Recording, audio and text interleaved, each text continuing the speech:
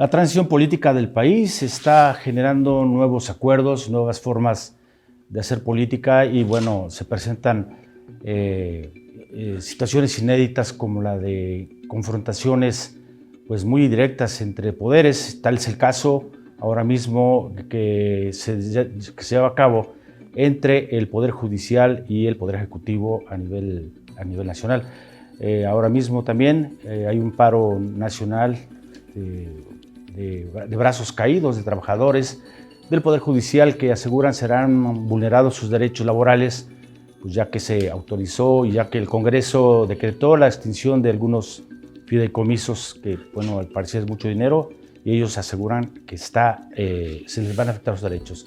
Para hablar de esto, quiero darle las gracias al licenciado José Lima Cobos, quien es magistrado en retiro del Tribunal Agrario, periodista y abogado litigante, así como también al maestro, doctor José Roberto Ruiz Saldaña, es exconsejero del Instituto Nacional Electoral y profesor universitario. Pues muchas gracias a ambos por aceptar esta entrevista. Pues Pepe Lima, tenemos un escenario inédito, hay una situación de confrontación entre la propia magistrada Norma Piña con el presidente. En la ceremonia conmemorativa del 5 de febrero se abrió una especie de pleito en abierto. ¿Qué opinas de que el Poder Ejecutivo se encuentre, digamos, distanciado del Poder Legislativo, del Poder Judicial? ¿Cuál es tu opinión al respecto? Bueno, mi opinión es que no hay razón para que se dé esa confrontación. Si la Suprema Corte de Justicia realmente cumpliera su función de ser el vigilante, guardián de la Constitución para que se cumpla, ella es la que está obligada a cumplir con la Constitución en primer término, por encima de cualquier otro servidor público, porque pues, ellos de una o de otra manera inciden en la vida política de este país a través de sus resoluciones. Y yo más que nada esto lo veo no como un problema de tipo de poderes, sino es un problema de la lucha de un presidente que llega con la decisión de terminar con la corrupción. Para mí, este es un problema corruptivo. ¿Por qué? Porque llega un presidente que quiere terminar con algo que se manejaba mucho en nuestro país, que la corrupción no había que tocarla porque es lo que lubricaba el sistema. Es decir, el sistema se nutría de la corrupción para que todos viviéramos en paz. Es histórico lo que está pasando con la Suprema Corte de Justicia, porque ellos son magistrados de dedo. Nadie los eligió. Claro, todos argumentan, es que se trata de una elección indirecta. Sí, pero es una elección indirecta que depende esencialmente del presidente de la República. Si el presidente no nos propone, pues obviamente que el Senado no los va a elegir. Entonces, ¿en dónde nace esto? En el presidente de la República. ¿Y qué sucede?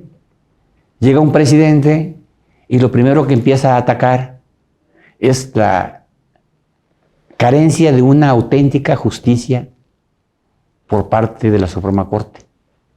¿Por qué? Si revisamos todas las reformas que se han hecho a la Constitución, que son muchas, sobre todo desde el régimen de Salinas, que es donde se le quita a la Constitución los derechos sociales que vienen de una revolución, como es el caso de la tierra, el caso laboral, la educación, etcétera, y se pugna por la privatización, es obvio que llega un presidente con una votación de más de 30 millones de electores que nunca en la historia de México se había dado. Ni siquiera en aquella época en que el presidente López Portillo no tuvo contrincante. Pepe, tocaste un tema que creo que podría darnos un punto de vista muy directo, José Roberto, en el sentido de que a él, como exconsejero del Instituto Nacional Electoral, le tocó vivir una situación parecida, ¿no? De repente los trabajadores se vieron involucrados en un proceso de desgaste tanto al interior como con el Poder Ejecutivo. ¿Cuál es tu opinión al respecto de lo que sucede, José Roberto? Buen día, Tulio. Mucho gusto, José, de coincidir en este espacio. Yo pondría en un contexto muy amplio lo que está sucediendo con el tema de pues, la apropiación de los recursos de fideicomisos que acabamos de presenciar, lamentablemente, que se consumó en el Senado de la República. Y es un contexto amplio de ataque a las instituciones que por su diseño constitucional están dedicadas a ser contrapoderes, a ser poderes que dividan a un poder que antaño era hegemónico. Este contexto no solo hay que verlo respecto al Poder Judicial, lo mencionabas muy bien, Tulio, también el INE sufrió ataques fuertísimos a su autonomía, al no darle ningún recurso económico, a pesar que tenía que hacer 2 ejercicios de democracia participativa directa, como era la consulta popular y la revocación de mandato, que eran todas unas elecciones guardadas las equivalencias como para elegir a gobernantes en todo el país. O sea, no era un ejercicio pequeño que no requieran muchos recursos, eran grandes elecciones. Y también pues el ataque al INAI, que lamentablemente lo han querido dejar inoperante, y también está falta de nombramientos en más órganos constitucionales. La COFECE tuvo que interponer también controversias constitucionales. Entonces, pues es lamentable que pues quienes lucharon muchos años desde la izquierda para tener un país más democrático y con instituciones de contrapoder, pues hoy sean los primeros que niegan este esquema al que hemos logrado las y los mexicanos con una transición a la democracia difícil, Tulio. Sí, José Roberto. Pepe, hay un tema que creo que, o un aspecto de esta suerte de, digamos, de diferencia de opiniones que hay entre ambos poderes, es que si bien el Poder Ejecutivo tiene como contrapeso al Poder Legislativo y al Judicial, el Poder Judicial al parecer no acepta que haya un contrapeso, que alguien esté encima de ellos. Digamos, es un poco en aras del tema de la autonomía, como la que decía José Roberto. ¿Qué opinas de esto, Pepe? No, yo no coincido. Y no coincido esencialmente porque se trata de actos de corrupción. Mira, en el año 2009, el presidente Calderón reforma la Constitución para que ningún funcionario público, ninguno dice el artículo 127 constitucional, perciba más salario que el presidente de la República. ¿Y qué sucede? Los ministros de la Corte se agandallan. ¿Y qué hicieron? ¿Qué hicieron cuando vieron eso? Se aumentaron los sueldos al nivel del presidente, porque no ganaban igual que el presidente, ganaban menos que el presidente. Pero nunca pensaron que iba a llegar un presidente que se iba a bajar el sueldo. Entonces dices, no, pues ya no. Y el presidente lo primero que dice, pues está podrido el poder. Es decir, aquí es problema de corrupción. Cuando los ministros actuales, los que están ahora, que son producto ya de la reforma de Calderón, cuando llegaron a protestar su cargo, ¿sí?, deberían de ellos, con independencia de los manejos administrativos, y lo mismo va para el INE y lo mismo va para la INAI. Es decir, se aumentaron los sueldos y empezaron a argumentar que era una cosa especial lo de ellos. Si la Corte ha concedido amparos, acciones de inconstitucionalidad, violando la propia Constitución. El artículo 105 de la Constitución señala precisamente que no se puede conceder una suspensión contra ninguna ley que expida el Congreso. Los ministros de la Corte se sienten tan empoderados que son capaces de agarrar y decir, no, sí, se suspende esa ley. Oye, no, la Constitución no te lo permite. Y ellos, sin embargo, se abrogan disposiciones que no están en la Constitución. Otro detalle para que nos entendamos. Hay una ley que se llama Ley Federal de contabilidad y responsabilidad hacendaria, que dice, palabras más, palabras menos, que los recursos que le sobren, porque es producto de un subejercicio, porque lo piden de más, tienen que regresarlo a la tesorería de la Federación, es la única que puede manejar el dinero. Ah, hicieron sus guardaditos. ¿Y qué hicieron con esos guardaditos? En connivencia con el presidente Peña, se empieza a crear estos fideicomisos. Ese es el pretexto. Claro. Y eso es lo que tiene, es el problema de los fideicomisos. Es que no se atenta de ninguna manera. El presupuesto que mandó el presidente, la presidenta de la Corte, se fue completo y está que lo maneja el Congreso. Y el Congreso, que es más que nada el Congreso, la Cámara de Diputados tiene la exclusiva responsabilidad, sin intervención de nadie, de revisar el presupuesto. Y tiene que ser un presupuesto de tal forma que no atente contra la economía nacional. Ok, Pepe. José Roberto, puede ser que haya sucedido algo similar a lo del Instituto Nacional Electoral. Digamos, tal vez lo viste desde, como decíamos hace rato, desde adentro. ¿Coincides con José Lima o tienes alguna discrepancia al respecto? Pues mi discrepancia respetuosamente es absoluta, porque no pienso que sea una cuestión de recursos económicos, sino de intentos de predominar como poder ejecutivo y generar un nuevo esquema pues hegemónico político en el país, como el PRI de antaño, lamentablemente.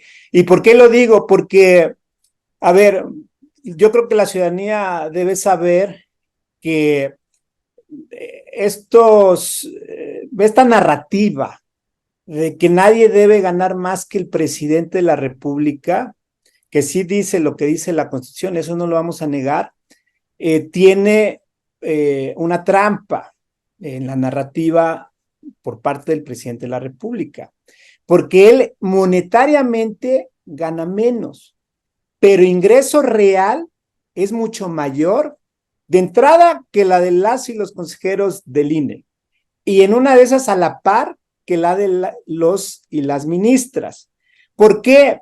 Porque el presidente recibe, aparte de su cheque, pues otros beneficios que solo son para él, no para la investidura presidencial, para él, que ya le representan un ingreso. Por ejemplo, él no paga renta, él no paga la despensa, pues, de su casa, no paga la tintorería, no paga muchos empleados que tiene para que le sirvan a él.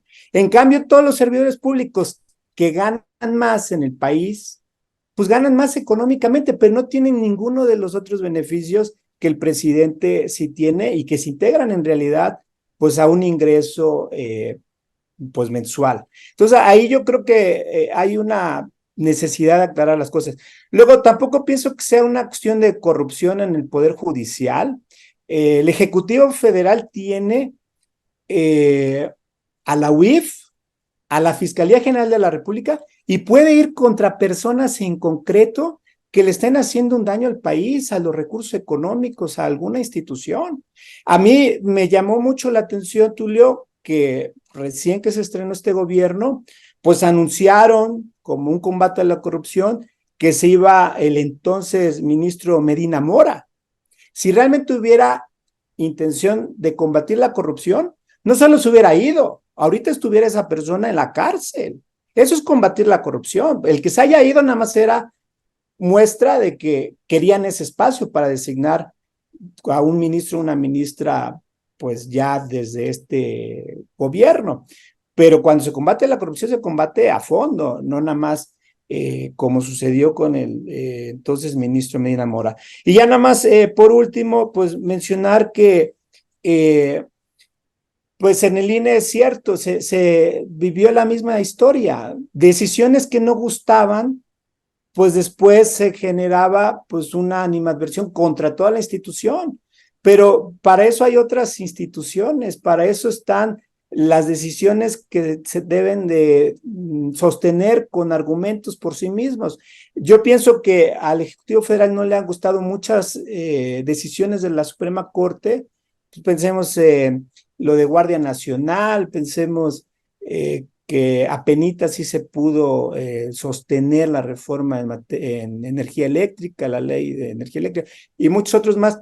Pues esos asuntos que no gustaron, pues deben de darse cuenta quienes pretendieron esas reformas, pues que hay una constitución que es un pacto que permanece, y si no se tienen mayorías calificadas para modificar ese pacto, pues hay que atenerse a esos contenidos constitucionales, Tulio.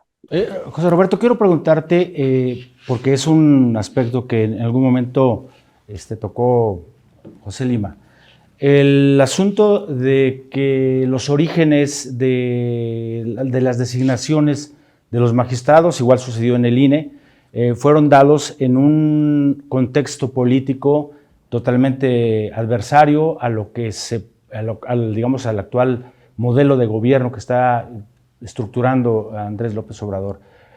¿Tú crees que existe un componente ideológico, aparte de todas estas consideraciones, detrás de las decisiones que esté tomando los magistrados, la propia Norma Piña? Yo pienso que no, porque las ministras y los ministros hablan con sus propias decisiones.